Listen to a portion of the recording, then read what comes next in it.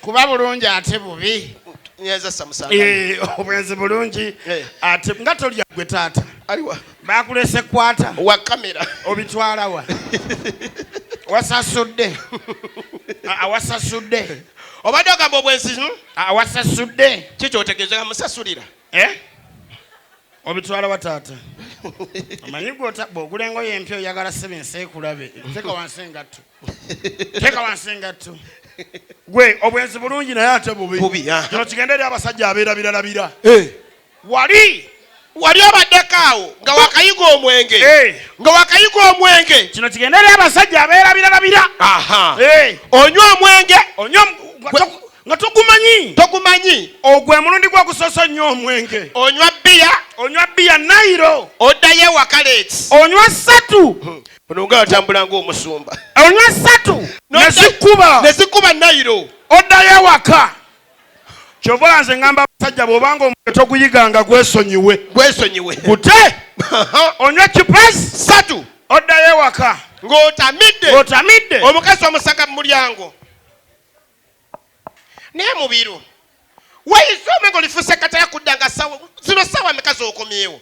Sawa 8 w'okomawo. Sawa mekazi neno. Kati nakubidde simyo nga togikwata oyagala nkole. Wankubidde saa meka musajja gwe. Nakubidde ku 8 nga tokwata. Ez'emisana otaddamu kunkuba zino sawa meka ovaawa. Tuva kuziika. Ova ziikaani. Zino sawa. Bulusi yafudde. Mumuziiseewa. Tumuzise ntungamo tubadde tukomawo emmotoka neyabika omupiira. Kati nekubira nkugambe njujja kudda leeti nga tokwata. Naye musajja gwe lekerawo obwensi bwonno. Lekerawo okunywa ogwo omwenge ogw'ekisa. Kati okuziika mba ngenze kwenda ku mulambo.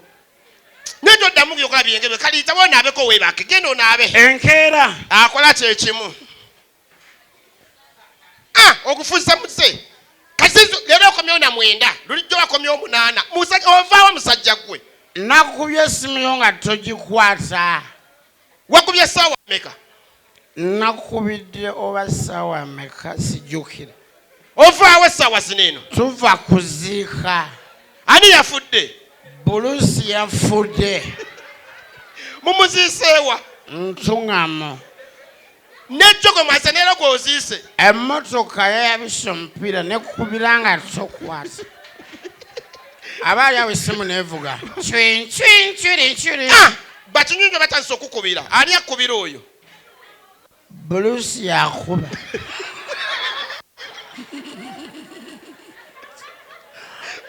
Omwenge okuvangako. Waliwo akantu ke njagala okugamba abantu. Omuntu yenna bw'akola mu ku ssente. Olabira ku mbazi zanyuma. Kati wano abantu abalinamu ssente. Wuyo omwami alaba afaanana ssente. Aliwo ono. Ayambadde enkofiira. N'oli omulala. Abanyumya embazi oziraba. Era bw'aba anyumya embazi ezamutuuseeko. Gwe ng'owuliriza eno. Omanya nti ono omusajja alinamu ku ssente.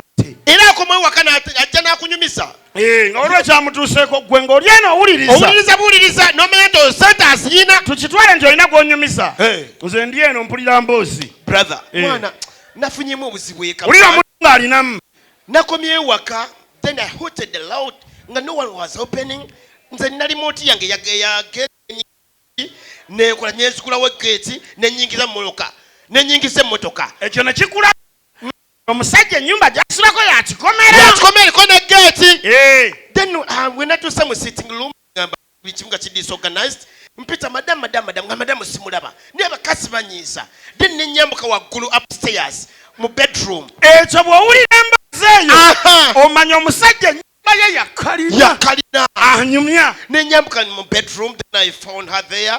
Nembuuza sikaali aliwa nangamba nembuuza why? I was so awo n'omanya nti alina n'omukuumi ow'emmundu. Wembazi owulira mpulire togiriimu. Then I was like no, I can't handle this. Nengenda ku dining nesa ebyokulya nendya nemala nenambula nange mu bedroom zaabwe then I went in the visitor's bedroom. Awo ne kikulaga nti ennyumba omusajja gy'asulamu yabisenge nga 5. Yabisenge 5 ku 7. mugga sango we wayise naye nga teyenyumizaako kati waliwo emboozi gy'osanga n'omanya nti daddi ate ono biralamu lubega wangi jangu nkunyumise kiki nabadde ngudde ababbi babadde banzise layira amazima mubiru nagenza owawamuka bwenti wabadde webase ng'omubbi ali awo ku kitanda awo n'omanya ennyumba gyaswatira kisaakaate ate nga muzigo gumu ng'aliwa omanye ekyabaddewo nagenza osituka nnoonya engoye ng'abasajja bali babiri nga bakutte amajambiya wangi awo n'omanya ntasula mu ngoye abeera bwereere kati oli ayagala nteme nvayo bwenti alinnya mu kateni awo n'omanya nti ekyawula eddiiro n'ekisenge kateni egwa kyenva mukuba olukokola n'agwa ku tivi n'omanya nti ne tivi eri awo kati oli n'atya neŋŋamba abasajja bano bakoledde ki nenfunawo kyenyambala mangu mangu kati oli ng'afulumye ono omulala ajja ayagala kube namukubiye kye bayita essuwaani n'alinnya ku sabbuuni n'agwa ekigo n'omanya nti n'ekinaabiro kiri kumpi kati aba afuluma ne mmukwata bwe nti empale omwala mulemu bbuuka n'omanya nti ennyumba teriko kisaakaate asole kumwala obwavu kibi oba bukola kirungi kati gwatumika nina kyembuuza musajja gwe obiddako ekano wali obaddeko omukazi n'akwatira kondomu mu nsawo yo kwata kondomu mu nsawo yo oba musajja kikyokola okola otya singa omusajja omukazi taata omukazi bw'asaga kondomu nakwata okola otya kasiru genda obuzooli omwami owakawunda suuti aliwa uyo uno omwami nawe tolaba kansala gye baleko awo ng'omutandikako butandisi ng'akwatidde obupiira mu nsawo yo nga bwira busatu n'asanga buli mububiri nga kamu kakozeseddwa okola otya omugamba nti mbadde neeta saagala ofune obulwadde kati buuza omulala kambuuza ono taata okola otya nga mukazi wa bukutte tobitegeera ogw'eddalu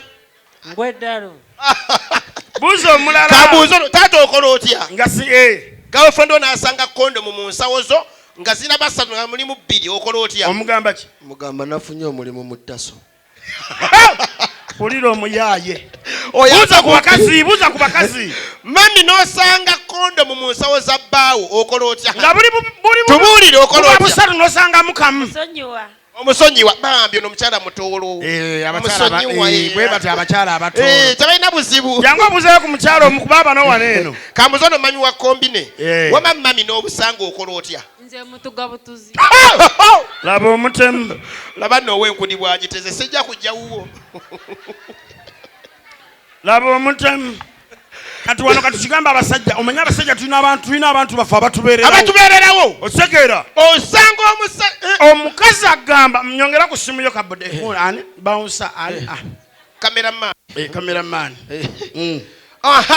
omukazi ng'asanze obupiira mu nsawo abasajja bagezi naye wabaawo abantu be beesiga nti bakyali baabwe abewulira ebika bino owaaye hani zino kondomu zikola ki mu nsawo zino kondomu zikola ki mu nsawo mulaba zirina bbiri zikola togana zikola ki mu nsawo yo ezo si zange zaani kondomu ezo zaani oyo buluusi byawayo mwenda buluusi ekikola masereka mu nsawo zo asereka mu nsawo zo musajja gwe obwenzi obukuli naye begamba nti si zange olowooza ompita falo oyo buluusi ekanyebe kusagasaga esaddemu n'azeerabira te mu nsawo zo mwata mwasereka wulira mukwano gwo ng'ategeera omugamba mukubire essimu tulabe mukubire mukubire Bruce obatala sise mukubire obudde bwakiro lwaki mukubira mukubire kati obase tongenda sibangenda waffe kube simu